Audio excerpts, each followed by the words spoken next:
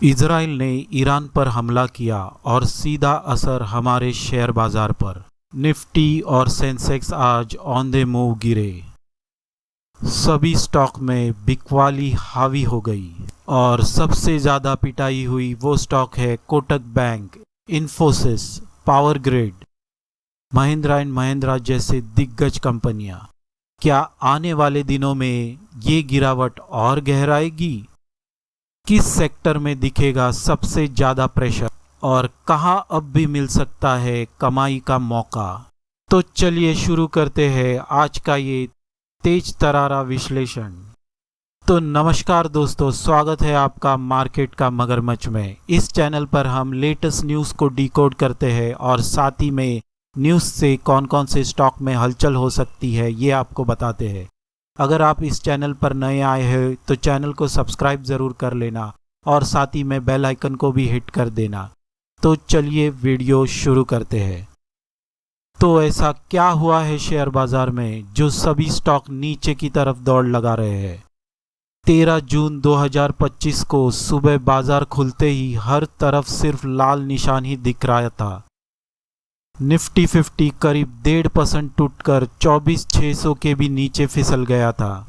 Sensex भी 900 से भी ज़्यादा अंक गिर कर खुला और इन सब की पीछे वजह थी इजराइल ने ईरान पर हमला किया। और जैसे ही ये खबर कंफर्म हुई तो ग्लोबल मार्केट में हलचल मच गई।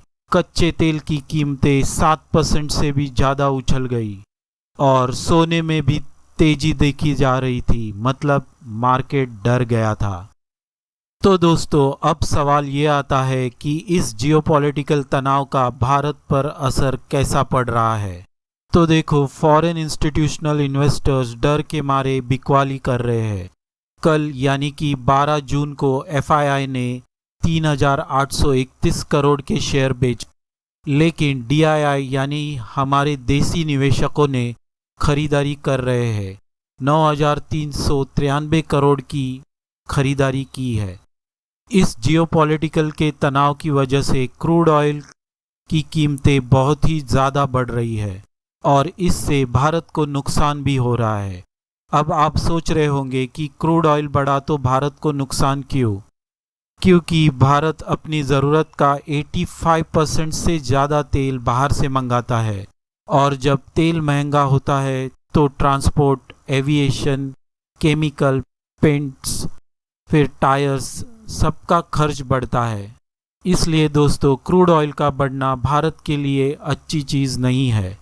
तो चलिए अब हमारी मेन मुद्दे पर आते हैं, जो है कौन से सेक्टर और कौन से स्टॉक पर इसका इम्पैक्ट होने वाला है। तो पहला सेक्टर है आईटी सेक्टर। इसमें इन्फोसिस जैसे स्टॉक में तेज़ गिरावट दिख सकती है। इसका कारण यह है क्योंकि इनका ग्लोबल क्लाइंट एक्सपोजर है। दूसरा सेक्टर है बैंकिंग सेक्टर। बैंकिंग सेक्टर में डर के वजह से लिक्विडिटी खींचना शुरू हो जाती है, तो कोटक जैसे प्राइवेट बैंक में भारी बिकवाली आपको दिख सकती। तीसरा सेक्टर है ऑटो सेक्टर। इसमें महिंद्रा एंड महिंद्रा, टाटा मोटर्स जैसे स्टॉक में दबाव आपको देखने को मिल सकता है। इसकी वजह है तेल के दाम। फिर चौथे नंबर पर आते हैं हमारे पेंट, टायर और एविएशन के स्टॉक, जैसे कि Asian Paints, IndiGo, then CEAT, फिर बीपीसीएल, एचपीसीएल, आईओसीएल। इन सब में भारी गिरावट की संभावना है। और दोस्तों, इन सब गिरावट के बीच एक स्टॉक ज़रूर तेज़ी में रहेगा और वो है ओएनजीसी, क्योंकि क्रूड ऑयल बढ़ा तो इनका प्रॉफिट मार्जिन भी बढ़ जाता है। तो दोस्तों, अब सबसे बड़ा सवाल, क्या ये गिरावट और भी गहराएगी या फिर लॉन्ग टर्म इन्वेस्टर्स के लिए ये खरीदने का मौका है? अगर ईरान और इजराइल के बीच तनाव और बढ़ जाता है तो शेयर बाजार और भी गिर सकता है, लेकिन ये गिरावट शॉर्ट टर्म पैनिक भी हो सकती है। तो स्मार्ट इन्वेस्टर्स के लिए क्या रणनीति है?